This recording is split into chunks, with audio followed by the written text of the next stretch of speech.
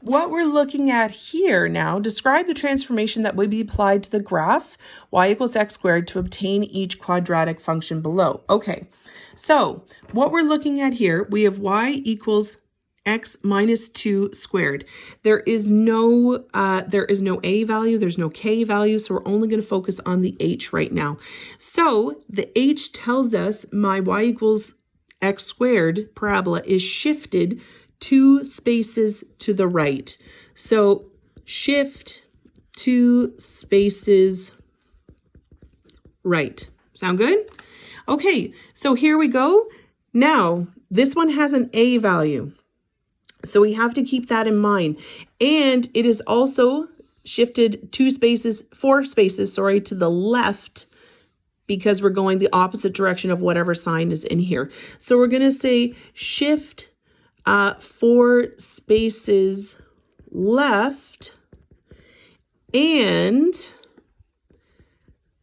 compressed by a factor of 0.5. Okay, so that's what we're looking at there.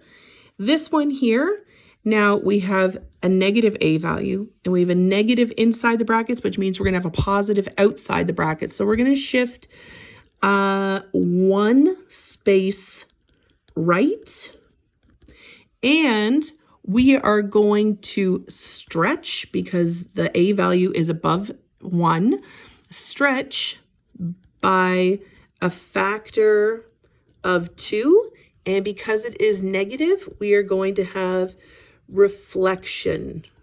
Oops, if I could spell reflection right, okay? So we're going to have reflection in the x-axis. Okay, so it's just going to be a sad face, right? Okay, so write an equation for each parabola compressed. Oh, this is where it gets fun. So we have our y equals x squared, right? So here we have y. I'm going to leave a space for a. I'm going to leave a space for h. I'm going to leave a space for k. Now in this question, we're not really using k, so they'll probably all just be zeros, but it's a good habit just to get in place. So I am compressed by a factor of 0.4. So compression and stretches talks about my a value. And I open upward, so that has to be positive, and my vertex is at 5 and 0. So because this is at positive 5, outside of the brackets, inside the brackets, it has to be negative 5. And then we could just say plus 0 for k or write nothing. Okay, so here we have the next one. It is stretched by a factor of 4, opens downwards, and has this for our vertex. So again, I'm going to leave a space for a, I'm going to leave a space for h, and I'm going to leave a space for k, even though we probably don't need it. So stretched by a factor of 4, opens downwards. That means I have a negative sign. Vertex is at negative 3 outside the brackets. That means inside the brackets, it's going to be a positive 3. And then k is plus 0. Guess what comes tomorrow, guys? We put them all together. Okay? So this one is stretched, opens upward. Vertex is on the x-axis. Guys, you could pretty much make up anything. So it is stretched and it opens upwards. You guys can write down, so as long as it is above 1, we're good.